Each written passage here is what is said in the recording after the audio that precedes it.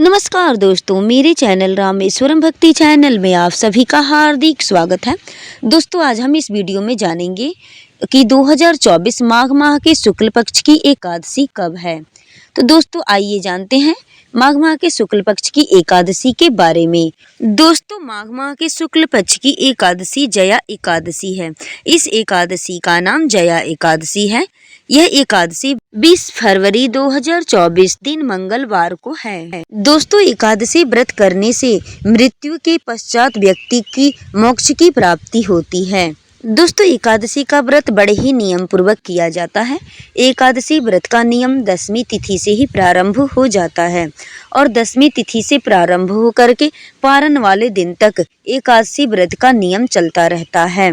तो दोस्तों, एकादशी व्रत के एक दिन पहले यानी 10वीं तिथि के दिन, एकादशी के एक दिन पहले 10वीं तिथि के दिन से ही चावल नहीं खाना चाहिए। भोजन में चावल खाने में बहुत बड़ा दोष लगता है और एकादशी के दिन भी चावल नहीं छूना चाहिए।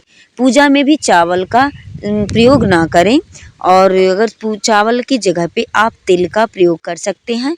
भगवान विष्णु को तिल चढ़ा सकते हैं, लेकिन चावल का प्रयोग एकादशी के दिन, किसी भी एकादशी के दिन अगर आप व्रत ना भी करते हैं तब भी नहीं करना चाहिए।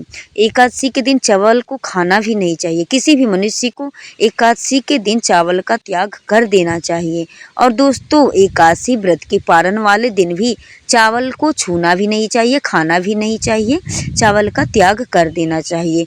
अगर पारण के शाम वाले दिन आप चावल को खा सकते हैं, लेकिन पारण के टाइम पे चावल खाना वर्जित होता है। आप दाल रोटी खा सकते हैं और सादा भोजन कर सकते हैं और सरसों के तेल से बनी हुई कोई भी भोजन ना करें और रिफाइन या फिर घी में पका हुआ भोजन आप खा सकते हैं। तो दोस्तों, ये सभी नियमों का आप लोग ध्यान में रखते हुए एकादशी का व्रत करें।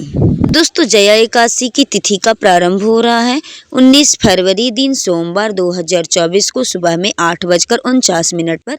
इसकी समाप्ति होगी 20 फरवरी दिन मंगलवार 2024 को सुबह में 9:55 पर। ऐसे में उदया तिथि के अनुसार जया एकादशी का व्रत 20 फरवरी दिन मंगलवार के दिन रखा जाएगा। दोस्तों, किसी भी व्रत को उदया तिथि के अनुसार ही किया जाता है। उदया तिथि के हिसाब से ही व्रत को करना उचित भी होता है। दोस्तों, इस वर्ष 2024 में माघ माह के शुक्ल पक्ष की एकादशी जया एकादशी पर बड़े ही शुभ योग बन रहे हैं। इस दिन आयुष्मान योग बन रहा है और आयुष्मान योग के साथ साथ में त्रिपुष्कर और प्रीति योग भी बन रहा है। त्रिपुष्कर योग दोपहर 12:13 से पूरे दिन रहने वाला है। दोस्तों, जया एकादशी के महत्व के बारे में आइए हम जानते हैं। पद्म पुराण और भविष्य पुराण में विस्तार से बताया गया है कि श्री कृष्ण ने स्वयं पांडवों के सबसे बड़े पुत्र युधिष्ठिर को इस शुभ एकादशी व्रत की महिमा और पालन करने की विधि का भी वर्णन किया। बता दें कि जया एकादशी व्रत को बहुत ही शक्तिशाली माना जाता है। इस व्रत को रखने से व्यक्ति अपने जघन्य पापों से मुक्त हो जाता है और ब्रह्मा हत्या से भी मुक्त हो जाता है। इस व्रत को करने से अन्य एकादशी से 2 गुना फल की प्राप्ति भी होती है। जया एकादशी के दिन भगवान विष्णु के साथ साथ माता लक्ष्मी की भी पूजा करने का विधान है और शिव शंकर यानी भगवान शिव जी की भी पूजा करना शुभ माना जाता है। इस दिन सुबह में जल्दी उठ करके ब्रह्म मुहूर्त में उठकर सभी कामों से निवृत्त होकर स्नान आदि कर लें। उसके बाद से आप स्वच्छ वस्त्र यानी साफ वस्त्र धारण करें और वस्त्र आपके पीले या नारंगी रंग के या लाल रंग के होने चाहिए, क्योंकि एकादशी व्रत के दिन पीले वस्त्र को धारण करना बेहद शुभ होता है। किसी भी पूजा पाठ व्रत के लिए पीला रंग बड़ा ही शुभ माना जाता है। इसके बाद से अपने घर के मंदिर की साफ सफाई करके गंगा जल का छिड़कावा कर लें। उसके बाद से एक तांबे के लोटे में अक्षत, फूल, जल, चंदन, पुष्पमाला और एक तुलसी का दल यानी तुलसी का पत्र और उसमें गुड़ और तिल डाल करके भगवान विष्णु को अर्घ दें। अर्घ देने का मंत्र है, उसे आप लोग ध्यान से सुन लें और नोट भी कर लें।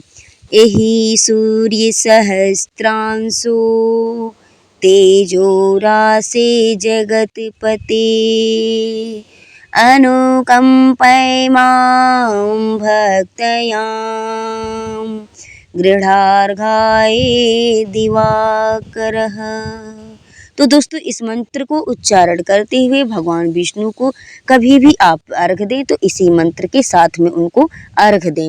और दोस्तों जो कि आप यह मंत्र नहीं बोल सकते तो आप सिर्फ 12 बार ओम सूर्याय नमः उच्चारण करते हुए जल दे सकते हैं। उसके बाद से भगवान सूर्य की आप 7 बार परिक्रमा करें। भगवान सूर्य की 7 परिक्रमा की जाती है। उसके बाद से दोस्तों आप एक घी का दीपक वहां लगाएं, धूप जला करके विधिवत एकादशी व्रत कथा पढ़ें सुने।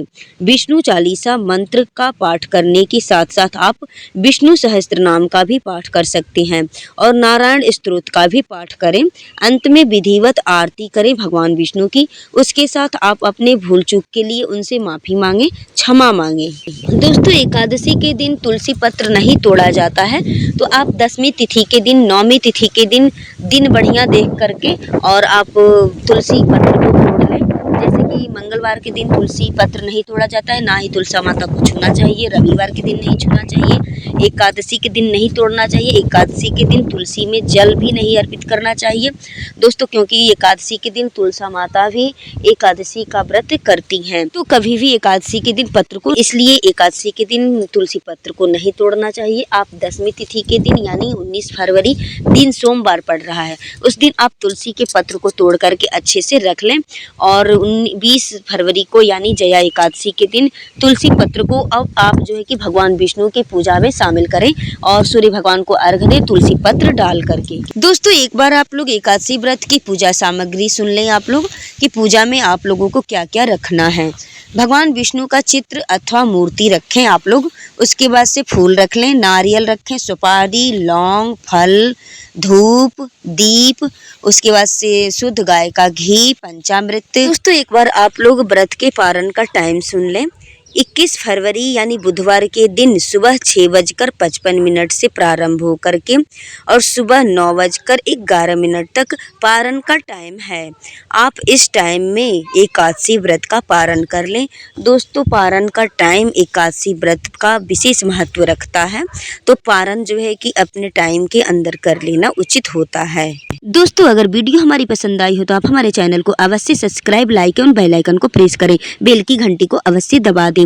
वीडियो में लास्ट तक बने रहने के लिए आप सभी का मेरी तरफ से धन्यवाद।